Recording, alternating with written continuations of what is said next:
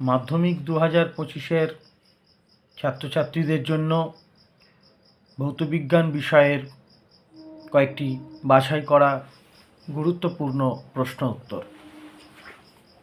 1 নম্বর প্রশ্ন, কোনো মাধ্যমের প্রতিসরাঙ্ক আলোর বেগের উপর কিভাবে নির্ভর করে?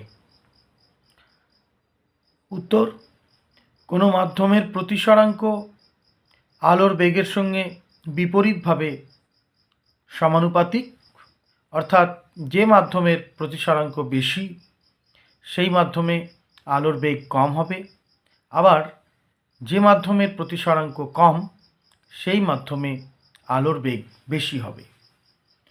2, গাড়ির হেডলাইটে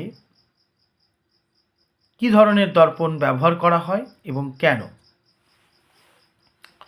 উত্তর, গাড়ির হেডলাইটে অবতল দর্পণ ব্যবহার করা হয় কারণ এটি আলোকে বিচ্ছুরণ করে এবং গাড়ির সামনের বিশাল এলাকা আলোকিত করে।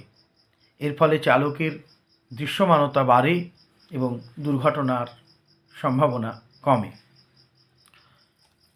3, ফ্লেমিংয়ের বাম হস্ত নিয়মটি লেখো।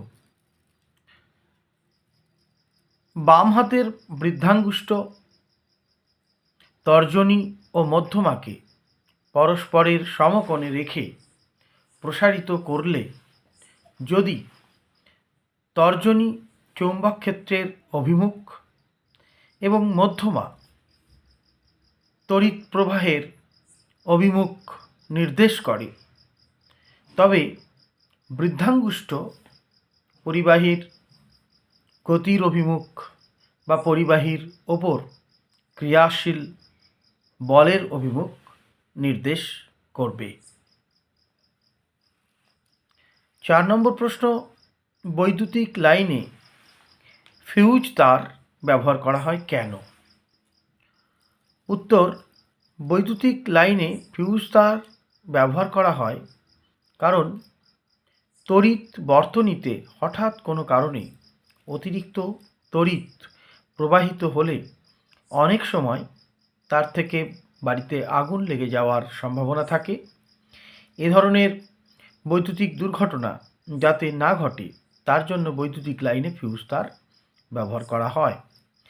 5 নম্বর প্রশ্ন, অ্যাম্পিয়ারের সন্তরণ নিয়মটি লেখো।